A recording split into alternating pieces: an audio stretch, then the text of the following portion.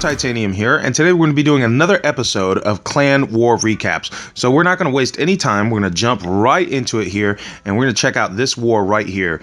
Us versus Infinity War. You can see we won 66 to 59 war stars. We got every bit of experience that we could possibly get, and I got a ton of loot this war. So let's go ahead and check that out. We're going to go right into it and take a look at the attack totals. You can see 48 out of the 50 attacks we can possibly use were used, and they used 44. So participation was pretty much on par.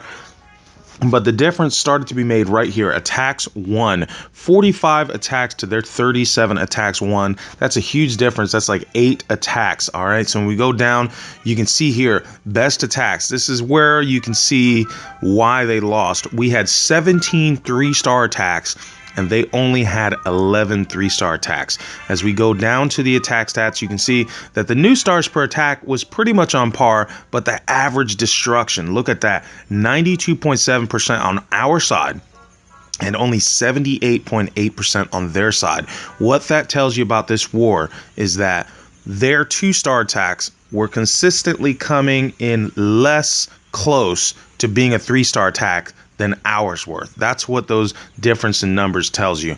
All right, guys. And then the average attack duration, it did pretty good. 2 minutes and 12 seconds. We beat them by 6 seconds. That's not really that big of a deal. But that percentage right there, that is definitely a big deal. So let's go ahead and take a look at the featured battles. Their number 1, Bubblebee versus our number 2, OG Danny, and he's going for a go wipe strategy. So we're going to go ahead and put this on hyperspeed real quick so you guys can see it and not waste too much time. So he drops his golems right here. He's trying to pinch the base right here, so that way this middle golem can go right towards the center of the base, which he is able to do.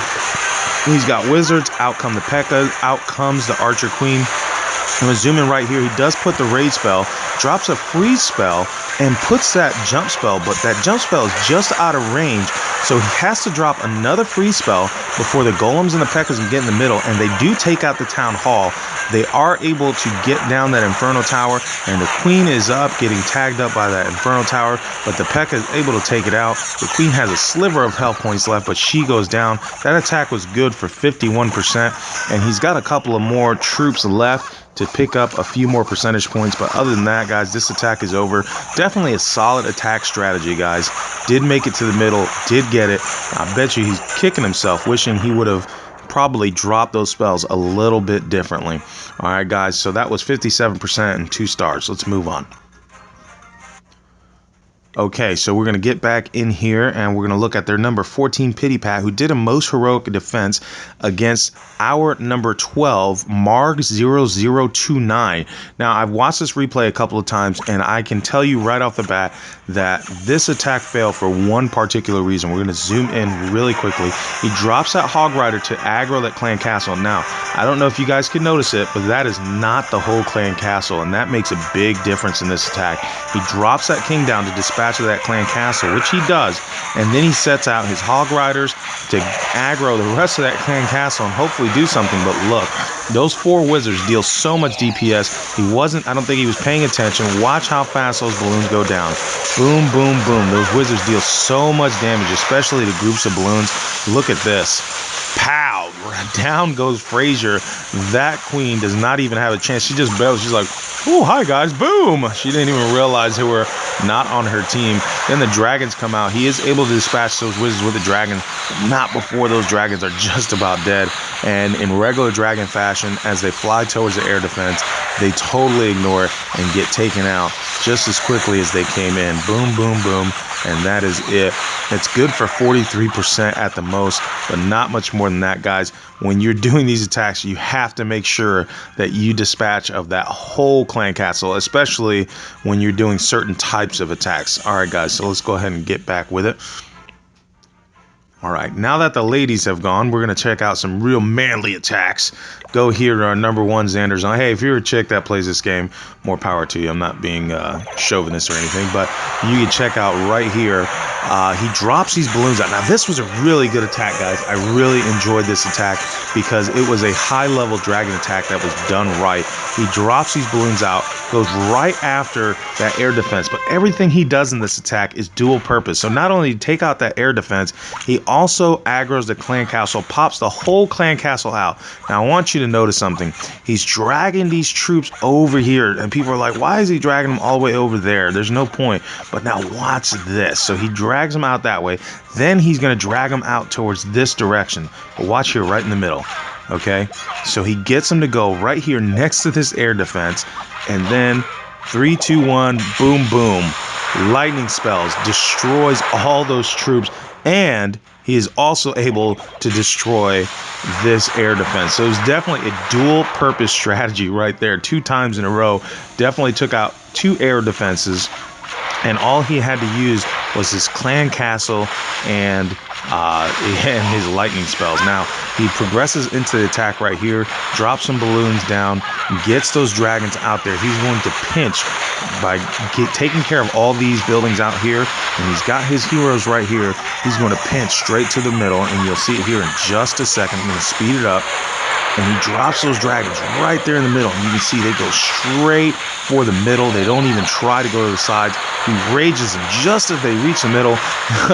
Poor Inferno Tower didn't even know what was gonna come and hit him, and then the Town Hall goes down, and that is good for 52%, 53% maybe. Let's see here.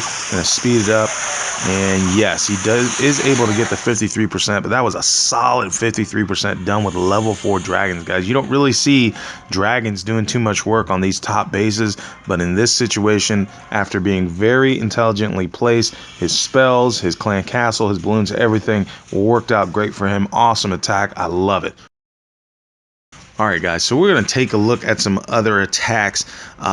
We had a little discussion within the clan. They wanted to see some attacks because for some reason, some of the really great attacks to watch don't always make it to the most heroic battles. So I was told that maybe we should add a couple, and I agree. And one that everybody voted on was this one right here, done by 564. Okay, he attacked their number 18, and he used Hoggs. So definitely want to highlight the Hoggs, just because a lot of people don't think that they're playable anymore. So let's check it out. We go here, and we're going to replay this guy right here.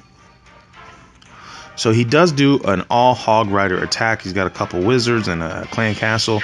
And what he does is he goes right here. Now notice when you look at this base, it's very compartmentalized, okay? He is able to get that bomb. So it's easy to tell where the bombs are, okay? So he draws those clan castle troops, which you always should draw the clan castle troops out with Hog Rider attacks, all right? So I'm going to speed this up a little bit for you guys. He gets it out in the open. Now watch how he does this. This is really good planning. He just the right clan castle for taking out other clan castles with just 2 witches and 2 wizards. All right. As soon as he does that, he wastes no time taking those Hog Riders into the fray, and they just have no problem dispatching of this base. As you can see, there's no big bomb threats anywhere. There was one big bomb there, but it doesn't matter. The base is already almost fully destroyed. He heals up whatever hogs he has left, and they go to work destroying the rest of this base. And that's just about it, guys. Now, if you notice, there is no defensive towers on the inside of this base, and his base is just totally destroyed. This guy's base is done. There's nothing this guy can do, and just sit here and watch. Look at this. The king goes straight for the middle, backed by a ton of barbarians and skeletons, and boom, down goes the town hall. So that was definitely a solid 100% 3-star attack, courtesy of Le Hog Riders. All right. Now there was one other attack. I don't know if we have enough time for it. I'm gonna check and see if in fact it's still here. Let's take, well, it's going to be still here, but all right, yeah. So it was this number 3 attack. This was the other one that was most voted for, done by Xander Zone again on their number 3, and I believe it also was a Hog Rider attack, which is very cool to watch. So we're going to go ahead and get in there and replay that. All right, so all Hog Riders. Now this was really cool because you don't really see Hog Riders being very effective against Town Hall 10s anymore, but it is very effective. So he draws that clan castle out with a couple of giants, just like he should, and then he drags them down to the bottom here. Now I'm gonna go ahead and fast forward a little bit so we can see what's going on here. And he draws him out to the field of flowers. Look at this. And gets him down to the bottom. And again, that clan castle with the witches and the wizards in it, and out come the Hogg Riders. Look at this madness. They just go right to the middle, and they're so fast, so deadly. He rages them, drops a free spell down, and before the free spell even wears off, everything is totally destroyed. Those Inferno Towers are gone. The X-bows are gone. Everything is gone. And look at this here. There's just too much destruction going on. Those Hogg Riders, max level Hogg Riders, deal so much damage and can tank so much too.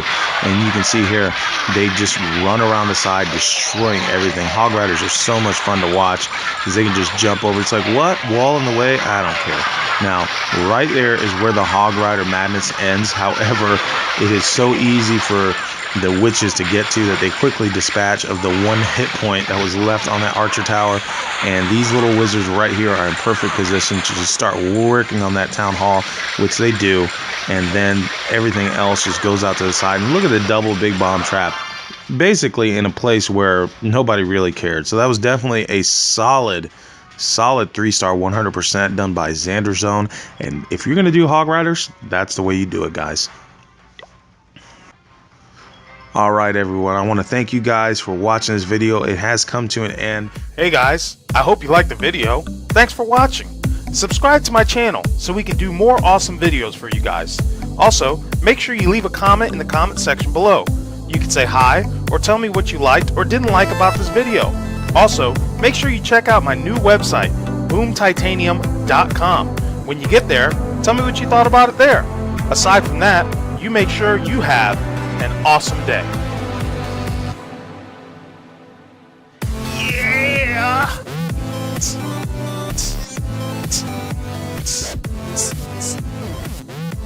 What? Oh, we're still recording? That's okay.